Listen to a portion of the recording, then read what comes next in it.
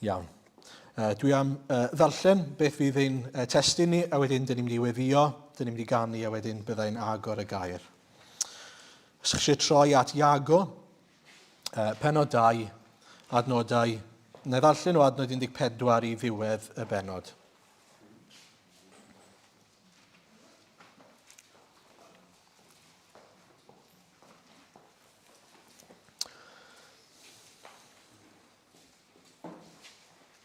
Fy nghyfeillion, pa les yw i rywun ddweud fod ganddo ffydd ac yntau heb weithredoedd, a all y ffydd honno ei achub. Os yw brawd neu chwaer yn garpiog ac yn bryn o fara benyddiol, ac un ohonoch yn dweud wrthynt, ewch a pho bendith i chi, cadwch yn gynnes a mynnwch ddigon o fwyd, ond heb roi dim iddynt ar gyfer rheidiau'r corff, pa les ydyw.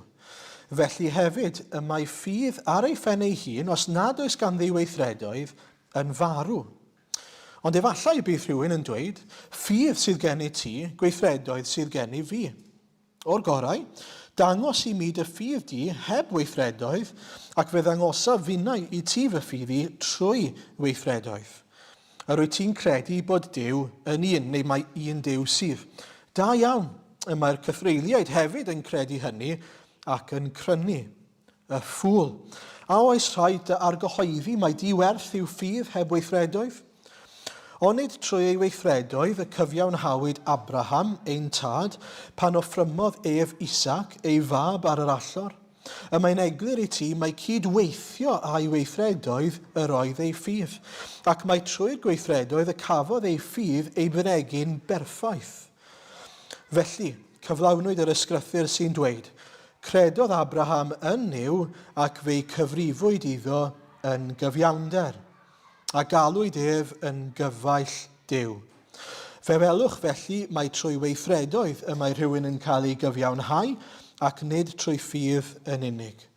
Yn yr un modd hefyd, onid trwy weithredoedd y cyfiawnhawyd Rahab y Butain pan dderbyniodd hir negeswyr a'i hanfon i ffwrdd ar hyd ffordd arall.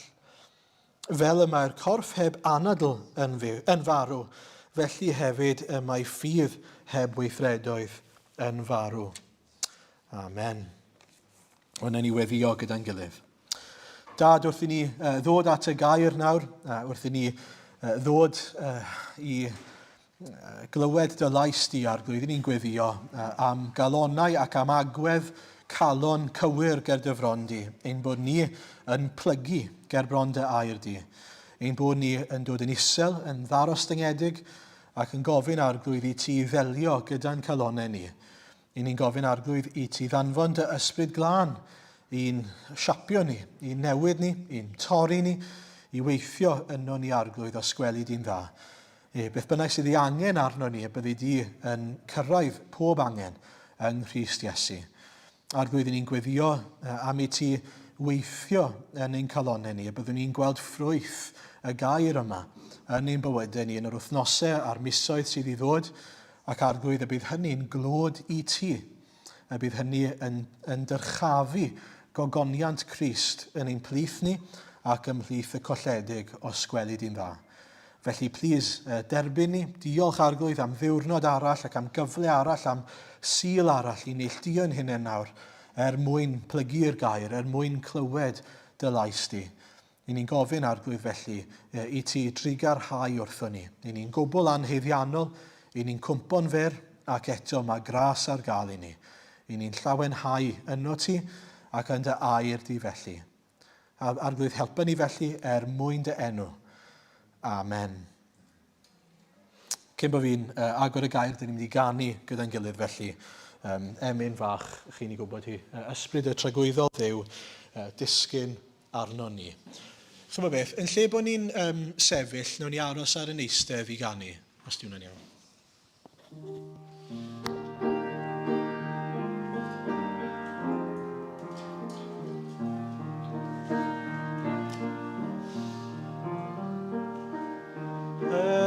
Ysbryd y tragwyddol Dduw, disgyn arno ni. Ysbryd y tragwyddol Dduw,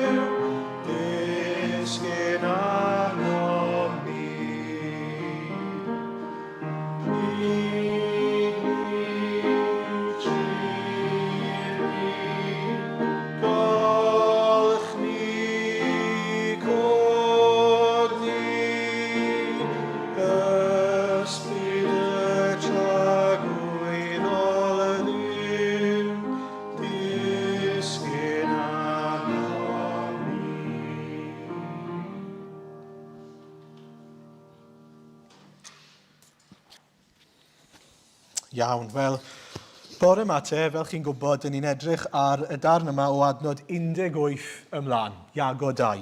Bydde fe'n help mawr i gael Beibl o'ch blaenau chi heddi, byddwn ni'n neidio i ambell ran gwahanol hefyd. Felly, annog chi wneud hynny, pyn ar eich ffôn neu fel arall.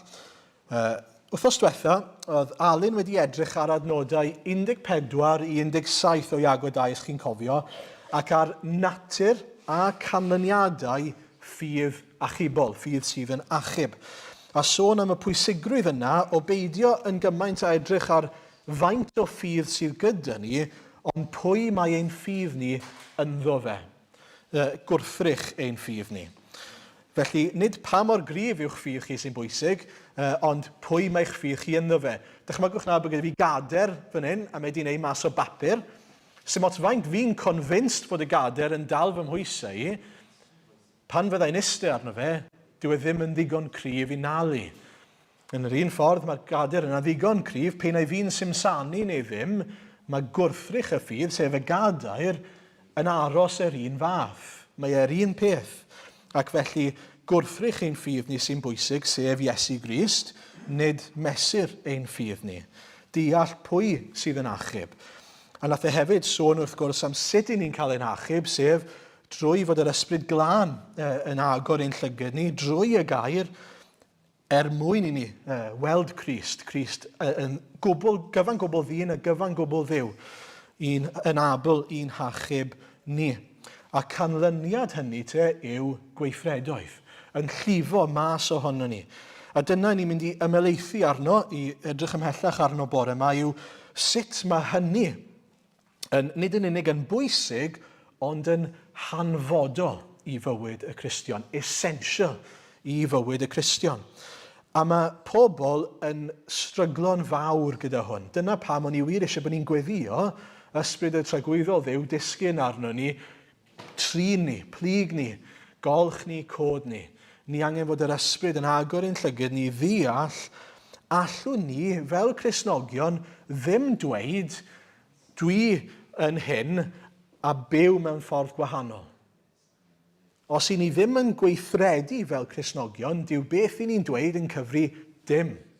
Dim. A na i esbonio pam o'r gair gobeithio bore yma. Nawr, dyna'n ras lle ni wedi cyrraedd gyda Alun, ond o adnod 17 ymlaen, i ni'n clywed Iago yn dweud rhywbeth pwysig iawn. Drychwch yn eich Beiblau, felly hefyd, mae ffydd ar ei phen ei hun os nad oes ganddi weithredoedd yn farw. Dyw e ddim yn bodoli, does dim bywyd ynddo fe mewn geiriau eraill. Allwch chi ddim dweud bod e'n chwarae gwmpas fan hyn, mae eisiau bod yn gwbl glir. Os nag oes gweithredoedd yn dilyn o'n ffydd ni, does dim ffydd byw gyda chi yn y lle cyntaf. Nawr, mae e'n dod â dadl ger ein bron ni. Adnod 18 i 20. Ond efallai bydd rhywun yn dweud, ffydd sydd gen i ti, gweithredoedd sydd gen i fi. O'r gore, dangos i mi dy ffydd heb weithredoedd, ac fe ddangosa finna i ti fy ffydd i trwy weithredoedd. Rwyt ti'n credu bod Duw yn un, neu mae un Duw sydd. Da iawn. Mae'r cythreiliaid hefyd yn credu hynny ac yn crynu. Y ffŵl, a oes rhaid dy argyhoeddi mae diwerth yw ffydd heb weithredoedd. Mae Iago'n dweud fan hyn, falle bod rhai yno chi eisiau dadlau gyda fi, wel, mae gen ti ddawn ffydd, mae gen i ddawn gweithredoedd, falle bydd rhywun yn dweud. Hynny yw, falle dwi'n ffyddiog, dwi'n yn credu yn yr arglwydd mewn un ffordd, mae jyst yn manifesto ei hunan mewn ffordd gwahanol yno ti. Mae'n manifesto yno ti trwy weithredoedd, mae gen ti'r ddawn yna, falle o edrych ar ôl yr aid tlawd. Mae gen ti'r ddawn yna o wneud pethau ymarferol. Da iawn ti. Sgen i ddim y ddawn yna. Y nawn ni yw credu'n gryf yn fy nghalon. Na, meddai Iago. Mae credu yn yr arglwydd Iesu yn arwain at weithredoedd. Allanol, gweithredoedd ffydd yw nhw. Na i ddangos fy ffydd, meddai Iago, trwy weithredoedd. Hynny yw, beth mae'n dweud fyna yw, sut ych chi'n gwybod bod ffydd ganddo fe yn y lle cyntaf? trwy ei weithredoedd. Na i ddangos fy ffydd trwy weithredoedd. A mae lot o beth mae Iago'n dweud fan hyn yn syml yn dweud, wel mae'n hawdd gwneud proffes. Mae'n hawdd dweud, nag yw e, mae'n hawdd cyhoeddi, dwi'n Gristion, dwi'n caru'r arglwydd, dwi'n dilyn Iesu Grist. Mae'n hawdd dweud. Mae'n hawdd credu hyd yn oed fod Duw yn un Duw sydd goruwch pawb. Ond mae'n dweud, ie, mae Satan yn credu hynny. Mae Satan, mae'r cythreiliad yn credu hynny. Maen nhw'n gwybod mai dim ond un Duw sydd, ond dyn nhw ddim yn rhoi ei ffydd yn yr arglwydd Iesu. Dyn nhw ddim yn byw yn sgil y reality yna o pwy yw Iesu iddyn nhw. Hynny yw bod nhw'n dweud mae Iesu yn arglwydd ar fy mywyd i, achos dyn nhw ddim yn plygu. Dyn nhw ddim yn ildio eu bywydau. Mae'n bwysig gweld y gwahaniaeth. Fi wedi sôn am hyn o'r blaen yn y Saesneg. Mae lot yn gwahaniaethu rhwng believing in a believing on. A mae'n helpu ni. Mae credu mewn rhywbeth, objectively, yn un peth, mae credu ar rhywun yn beth hollol wahanol. Mae Satan yn credu, mae y cythreiliad yn credu, yn gwybod hyd yn oed fod Duw yn un. Ond eto, dyw nhw ddim yn fodlon plygu, credu ar. Hynny yw, rhoi ei trust, rhoi ei ffydd ar Grist fel ei harglwydd, fel ei Duw, yn Dduw.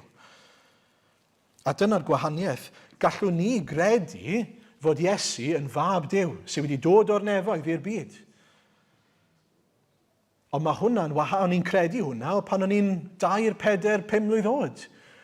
Ond nes bod fi'n 10 mlwydd oed, pan des i'n Gristion, dim ond pryd hynny nes i ddod i brofi yr arglwydd yn arglwydd ar fy mywyd i. Bod fi'n credu ar yr arglwydd Iesu. A nid just dweud yw e, nid just gweddi yw e gyda llaw. Mae hwn yn bwysig. Mae rai pobl yn dweud pethau fel, dewch at yr arglwydd, just dewch a gweud gweddi fach, a bydd popeth yn grêt. Altar call o ryw fath. Hynny yw, mae'n bwysig dweud hyn, mae yna altar calls sydd yn wir altar calls. Bod yna ddealltwriaeth o beth mae'n golygu. Ond dyw dod yn Gristion ddim yn gorffen gyda'r weddi yna. Mae'n bwysig. Os i ni'n cyffesu gyda'n cegau ein genau yn ôl Rhufeiniau 10 ac yn credu yn y galon. Ac yn sgil hynny felly yn cael ein trawsnewid. Weddill ein bywydau ni. Byddwch chi'n gadwedig, byddwch chi'n cael eich achub. A'r cwestiwn ydy, sut dyn ni'n gwybod bod rhywun yn golygu beth maen nhw'n proffesu? Sut dyn ni'n gwybod bod rhywun yn golygu beth maen nhw wedi dweud, bod nhw wir wedi credu yn eu calonau? Wel, mae'n cael ei amlygu i ni yn y ffordd ni'n byw. Dwi eisiau rhoi esiampl i chi. A mae hwn yn mynd i fod yn anodd i chi i ddychmygu, achos mae mor bell i ffordd o reality, okay? Dychmygwch nawr mod i'n llyseiwr. Vegetarian. Fi'n vegetarian achos bod fi wir yn credu fod lladd a bwyta anifeiliaid yn greulon ac yn unethical. So mae gen i conviction yn fy nghalon. Oherwydd hynny, dwi'n penderfynu bod fi ddim yn bwyta cig. Sut ych chi'n gwybod bod fi'n vegetarian? Achos bod fi ddim yn bwyta'r cig. Nid achos bod fi'n dweud bod fi ddim yn bwyta'r cig, nid achos bod fi'n dweud bod e'n unethical a bod e ddim yn iawn. Y rheswm chi'n gwybod yw oherwydd bod y broffes a'r gweithredoedd yn cydweithio. Pwysig iawn. Nawr, ai fy ngweithredoedd sy'n fy ngwneud i yn llyseiwr? Nag e. Y conviction yn y lle cyntaf bod y peth yn unethical sydd wedi fy ngwneud i'n llyseiwr. Nes i gredu yn fy nghalon fod e'n wrong cyn bod fi'n gwrthod bwyta cig. Chi'n gweld y pwynt? Mae'r galon yn cael ei newid gyntaf, ond mae'n cael ei amlygu yn y weithred o gadw i ffwrdd. Y prawf yw dim bacon, dim chicken, dim steak, dim smoked meats. Dim diolch. Ond chi'n deall y darlun gobeithio. A dyn ni'n cael 2 esiampl fan hyn o'r Beibl o beth mae hwnna yn edrych fel yn ysbrydol. Gyda Abraham a gyda Rahab. Mae'n dweud, dyma'r esiamplau i ni. Nawr, mae'n dechrau off gyda Abraham. Mae Abraham yn derbyn a ddewid gan Dduw. a mae e'n credu yn ei galon. A mae hwnna'n cael ei gyfri yn gyfiawnder iddo fe. Edrychwch ar Genesis 15 adnod 1 i 6. Dyma beth mae'n dweud, na i ddarllen ei ni. Wedi'r pethau hyn, daeth gair yr arglwydd at Abram mewn gweledigaeth, a dweud, nac ofna, Abram, my fi yw dy darian, bydd dy wobr yn fawr iawn. Ond dywedodd Abram, o arglwydd Dduw, beth aroddi mi, oherwydd rwy'n para'n ddiblant ac etifedd fy nhi yw Eleazar o Ddamascus. Dywedodd Abram hefyd, edrych, nid wyt wedi rhoi epil i mi, neu plant i fi, a cheithmas o'm ti yw fetifedd. A dyma'r darn pwysig nawr, yna daeth gair yr arglwydd ato a dweud, nid hwn fydd detifedd, oedd gnawd dy hun y daw detifedd. Ag ef allan a dywedodd, edrych ti ar nefoedd, a rhifa'r sêr os gellu. Yna dywedodd wrtho, felly y bydd dy ddisgynyddion. Credodd Abram yn yr arglwydd, a chyfrifodd yntau, hynny yw, yr arglwydd hyn yn gyfiawnder iddo. Gath ei gyfiawnhau, gath ei wneud yn iawn gyda Duw yn y fan a'r lle. There and then, oherwydd bod wedi credu yn ei galon. Sut dyn ni'n gwybod bod e wedi credu yn ei galon? Wel, dyn ni'n gwybod bod e'n credu yn ei galon oherwydd nes ymlaen pan mae Duw yn gofyn iddo fe wneud rhywbeth hollol groes i beth mae'r etifeddiaeth yn edrych fel, neu mae'r addewid yn edrych fel, mae e'n dal i gredu yn yr arglwydd. Mae e'n dal i roi ei ffydd yn yr arglwydd trwy weithred, trwy beth mae e'n gwneud.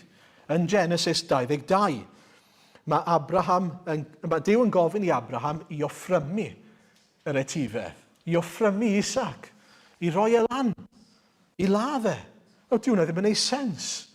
Ac eto, mae e'n trystio yng ngwrthrych ei ffydd, yr arglwydd. Mae'n trystio yn yr arglwydd, a mae'n dweud, iawn, fi'n fodlon offrymu Isaac, bod e'n mynd i gostio i fi, bod e'n anodd deall beth mae Duw yn gwneud fan hyn, dwi'n mynd i drystio. Os chi eisiau troi Hebreaid 11, chi'n dechrau deall nawr pan ma'n i'n dweud bod y Beibl yn handi i gael o'ch blaen i chi. Hebreaid 11, adnod 17 ymlaen. Dyma sut mae yr awdur at yr Hebreaid yn esbonio ffydd Abram i ni. Trwy ffydd, pan osodwyd prawf arno, ar Abram, yr offrymodd Abraham Isaac. Yr oedd hwn oedd wedi croesawu'r addewid, wedi derbyn yr addewid yn barod i offrymu ei unig fab, bod Duw wedi dweud wrtho trwy Isaac y gelwyr dy ddisgynyddion. O blegyd neu oherwydd barnodd y gallai Duw ei godi hyd yn oed oddi wrth y meirw yn wir, a siarad yn ffigurol, oddi wrth y meirw, ac oddi wrth y meirw yn wir, a siarad yn ffigurol y cafodd ef yn ôl. Dyn ni'n gweld rhywbeth pwysig iawn fyna. Mae e'n rhoi ei ffydd yn yr arglwydd. Nid yn yr addewid, ond yn yr arglwydd.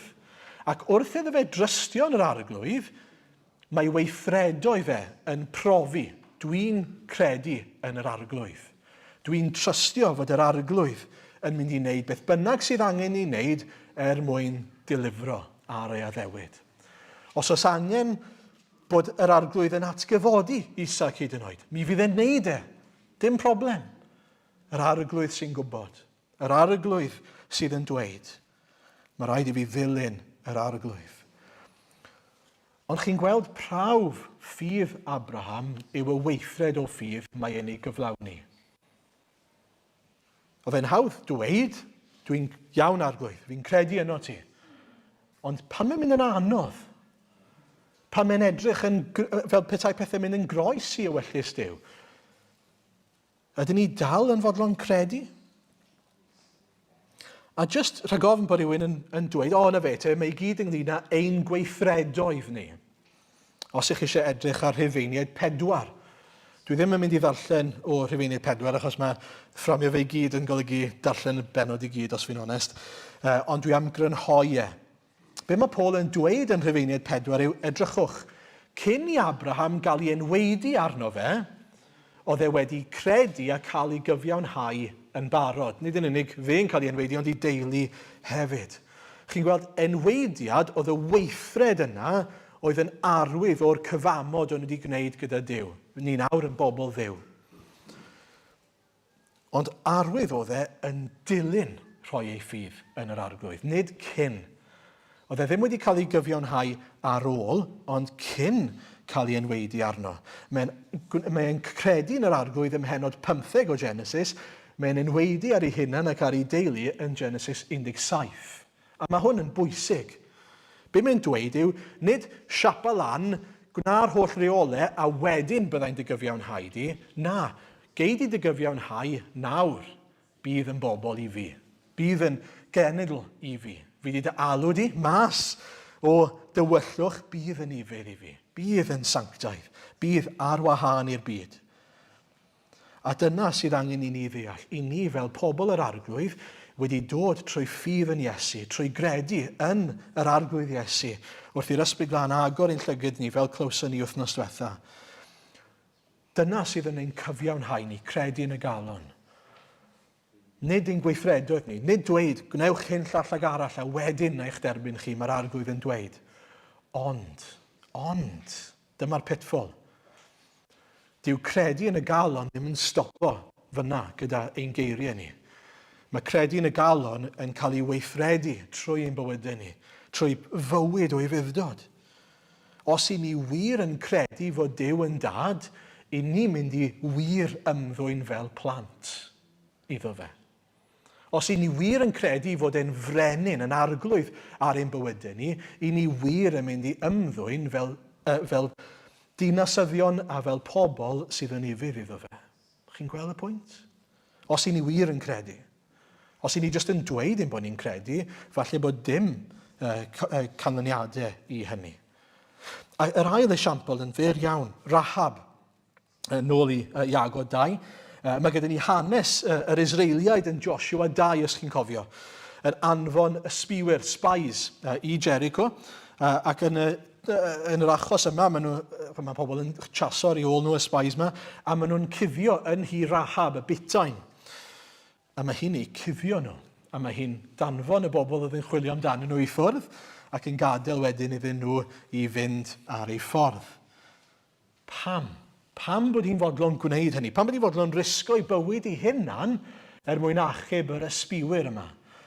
Joshua 2, adnod 8 ymlaen. A mae hwn yn hyfryd. Cyn i'r ysbiwyr gysgu, aeth Rahab i fyny ar y to a dweud wrthyn nhw, gwn fod yr arglwydd wedi rhoi'r wlad i chi, a bod eich arswyd wedi syrthio arnom, a holl drigolion y wlad mewn gwewyr o'ch plegyd. Oherwydd clywsom fel y sychodd yr arglwydd ddyfroedd y môr coch o'ch blaen pan ddeithoch allan o'r Aifft, ac fel y bu chi ddifodi Sihon ag Og, 2 frenin yr Amoriaid y tu hwnt i'r Iorddonen. Pan glywsom hyn, suddodd ein calonnau, ac nid oes hyder gan neb i'ch wynebu, oherwydd y mae'r arglwydd eich Duw chi yn dduw yn y nefoedd uchod ac ar y ddeiar isod. Am hynny, tyngwch i mi yn enw'r arglwydd, am i mi wneud caredigrwydd â chi, gwnewch chwythau yr un modd am teulu i. Rhowch i mi sicrwydd y cadwch yn fyw fy nhad a mam, fy mrodyr am chwiorydd a phawb sy'n perthyn iddynt, ac yr arbedwch ein bywydau rhag angau. Chi'n gweld beth sy'n digwydd? Mae Duw wedi amlygu ei hunan i Rahab. Mae hi wedi dod i ddeall pwy yw yr arglwydd. Ac oherwydd hynny, mae hi'n fodlon gwneud unrhyw beth, mae gweithredoedd hi yn dangos i ni bod hi'n dweud, dwi eisiau rhan yn yr etifeddiaeth yna. Fi eisiau bod yn rhan o bobl Dduw. Fi eisiau mynd gyda nhw. Sa eisiau bod ar yr ochr anghywir. Sa eisiau bod ar yr ochr sydd yn mynd i golli, achos fi wedi gweld fe yw y Duw y nefoedd a'r ddeiar gyfan. Ac felly, sut yn ni'n gwybod fod Rahab yn credu yn yr arglwydd? Wedi rhoi ei ffydd yn yr arglwydd? Oedd hi'n fodlon risgo i bywyd i guddio ac i helpu yr ysbiwyr yma. Oedd yr ysbiwyr yn outnumbered. Oedd e'n edrych fel gallen nhw gael ei dala unrhyw bryd. Ac eto, oedd hi o'i plaid nhw am ei bod hi eisiau bod yn eiddo i ddew. Eto, Hebreaid 11 adnod 31. Trwy ffydd ni chafodd Rahab y bytain ei difetha gyda rhai oedd wedi gwrthod credu oherwydd iddi groesawu'r ysbiwyr yn heddychlon. Eto mae'r pwynt yn glir nag yw e. Sut dyn ni'n gwybod fod Abraham wir yn credu oedd e'n fodlon a mi nath osod i offrymu ei unig fab. Beth yw hwnna? Gweithred. Gweithred ffydd. Sut dyn ni'n gwybod fod Rahab wir yn credu? Gweithred ffydd arall, bod yn fodlon cuddio yr ysbiwyr. Nawr, yr her i ni yw hyn, a mae'n syml iawn. A ydyn ni'n gweld gweithredoedd ffydd yn ein bywydau ni? Ac os yw hwn yn eich chi'n anghyfforddus, mae'r arglwydd yn amlwg yn gwneud rhywbeth yn eich ysbryd chi. Os yw e'n gwneud chi'n anghyfforddus i chi feddwl, sa'n hoffi'r syniad o edrych ar fy mywyd i a ystyried a oes unrhyw arwydd o weithredoedd ffydd, mae yna broblem. Mae eisiau gofyn y cwestiwn. Ydw i wir yn credu ac ydw i wir wedi ildio i'r arglwydd? Fi'n siŵr bod chi gyd wedi gweld rhywun yn gwneud trust fall. Chi'n gofyn i rhywun ddod lan a chi'n gweud, chi'n trysto yno fi. A chi'n dweud, chi'n credu bod fi'n ddigon cryf i'ch dala chi. A wedyn chi'n gofyn iddo fynd ar ryw gader neu rhywbeth a syrthio nôl a chi'n dala nhw. Nawr, mae'n un peth i ddweud, ydw fi'n trysto ti. Alla weithio chi nawr, mae'n beth arall i wisgo blindfold ac i actually gadael fynd. Mae'n beth arall i gwympo nôl. Beth mae'r arglwydd yn dweud yw, mae'n un peth i chi ddweud bod chi'n fodlon credu, mae'n beth arall i gwympo nôl, i roi eich ffydd yn yr arglwydd. Pan mae rhywun yn cael ei achub, maen nhw'n proffesu Crist yn arglwydd. Maen nhw'n cydnabod eu pechod, eu angen nhw am waredwr, am faddeuant, a maen nhw'n edifarhau. Maen nhw'n gwneud U-turn, llwyr, o fod yn byw i'r hunan ac i'r cnawd i fyw i'r arglwydd Iesu. Dyna yw gwir edifeirwch. Crist nawr yw fy meistr, fy arglwydd. Dwi wedi fy nghroesoelio fy hunan gyda Christ, a nid fi sy'n byw rhagor, ond Christ sy'n byw yno fi, a'r bywyd dwi nawr yn ei fyw, dwi'n byw trwy ffydd yn yr arglwydd. Gall fy mywyd i, os yw'r ffydd yn anddilys, yn genuine, ddim edrych yr un peth a fy mywyd i cynt. Achos cynt, fi oedd y meistr, ond nawr Christ yw'r meistr. Fe sy'n penderfynu, lle fi'n mynd, beth i fi wneud, sut dwi'n byw. A dyw e ddim ar un fath o galon ac oedd gen i calon o garreg. Dyw e ddim ar un egwyddorion ac oedd yn fy mywyd i. Oedd gen i egwyddorion pechadurus, hunanol. Mae gan yr arglwydd egwyddorion bendigedig, perffaith. Gall fy mywyd i ddim edrych yr un peth. Nawr mae'n her nag yw e. I ystyried felly, sut mae'n bywyd ni yn wahanol nawr ein bod ni'n eiddo i'r arglwydd Iesu. Gweddiwch arglwydd, cynorthwyo fi i weld, dangos i fi trwy'r ysbryd glân, a dwi wir wedi ildio i ti. A dwi wir yn byw i ti. A y gair yma yw'r popeth i fi, bod fi'n byw yn unol â dy air di, bod fi'n cael fy nghyfeirio gan dy ysbryd di. Yn 1:4, mae Pedr yn rhoi mewn ffordd mor hyfryd. Yn adnod 3 i 5, mae'n esbonio lle ni nawr, oherwydd ein bod ni'n eiddo i'r arglwydd Iesu. Mae'n dweud, bendigedig fydd y Duw a Thad ein harglwydd Iesu Grist, o'i fawr drigaredd fe barodd ef i ni gael ein geni o'r newydd, i obaith bywiol. I etifeddiaeth na ellir ei difrodi, na'i difwyno, na'i difa. Saif hwn yng nghadw i chi yn y nefoedd. Okay? Hynny yw, mae hwn wedi digwydd. Garanti a chybiaeth. Bywyd newydd wedi cael ei roi i chi a garanti o nefoedd wedi cael ei roi i chi. Peidiwch â phoeni. Ond, adnod 6, sut mae hwnna'n manifesto i hynna nawr? Yn wyneb hyn, rydych chi'n gorfoleddu eich bod fe ddichon yn awr yn profi blinder dros dro dan amrywiol brofedigaethau. A mae hyn wedi digwydd mwyn i ddilysrwydd eich ffydd chi sy'n fwy gwerthfawr na'r air sy'n darfod ac mae hwnnw'n cael ei brofi trwy dan gael ei amlygu mawl ag ogoniant ac anrhydedd pan ddatguddir Iesu Grist. Mae'n mynd mlaen i sôn ein bod ni yn caru'r arglwydd bod ni ddim yn ei weld ac ein bod ni nawr yn credu yn ddo heb ei weld. Am hynny, yr ydych chi'n gorfoleddu a llawenydd anrheithadwy a gogoneddus wrth i chi fedi ffrwyth eich ffydd, sef iachawdwriaeth eich eneidiau. Ydyn ni'n medu ffrwyth ein ffydd ni? Ydyn ni'n gweld fod ein ffydd ni'n cael ei brofi mwyn ein ffydd ni dyfu a chryfhau? A mae hwn yn darn pwysig iawn, achos weithiau ni'n gallu digaloni'n llwyr pan ni'n meddwl am hyn, a meddwl, boes bach. Pa weithredoedd sy'n mywyd i? Fi'n gallu meddwl, a fi'n gallu ffocysu ar y rai sydd ddim yn weithredoedd da, yn weithredoedd diffyg ffydd, beth am y weithredoedd ffydd? Ydy hynny'n golygu bod dim byd yn wir am fy mywyd i? Hynny yw'n wirioneddol dda? Mae hwn yn bwysig. Am ein bod ein ffydd ni yn amherffaith ac yn y broses o gael ei buro, mae'n gweithredoedd ni hefyd. Mae hwn yn bwysig. I ni'n digaloni weithiau achos mae'n ffocws ni ar pechod, ar ein pechod ni. Mae Abraham yn esiampl gret i ni o hyn. Fod Abraham wedi bod yn fodlon offrymu Isaac, beth nath e cyn hynny? Nath e weithred o ddiffyg ffydd, ynddo fe? Nath e fynd gyda Hagar, beichiogi Hagar a geni Ismael. Mae hwnna'n weithred o ddiffyg ffydd a ddiwydion Duw. Nath e gymryd materion i'w ddwylo ei hunan. So doedd gweithredoedd Abraham ddim yn berffaith. A dyw'r arglwydd ddim yn disgwyl fod ein gweithredoedd ni'n berffaith. Chwaith. Clod i'r arglwydd am hynny. Diolch i'r arglwydd am hynny. Dwi ddim yn edrych arno ni a disgwyl perfeithrwydd. Ond, mae eisiau fod yna signs of life. Mae eisiau fod yna arwyddion ffydd. Hynny yw, ymhlith y diffyg ffydd, gweithredoedd diffyg ffydd, mae yna weithredoedd o ffydd gyda Abraham. Mae yna weithredoedd sydd yn amlwg yn dangos diffyg ffydd, wedyn gweithredoedd o ffydd. A wedyn mae yna un arall o diffyg ffydd, a wedyn mae yna fwy o ffydd. Chi'n deall y pwynt? Ond wrth i Abraham dyfu, mae'n ymddangos i fi fod llai a llai o weithredoedd diffyg ffydd a mwy o weithredoedd ffydd. A dyna'r bwriad fan hyn, yw bod ni'n gweld wrth i ni dyfu yn ein ffydd, mi fyddwn ni hefyd yn tyfu yn ein gweithredoedd o ffydd. Gweddiwch felly ar i'r arglwydd ein profi ni.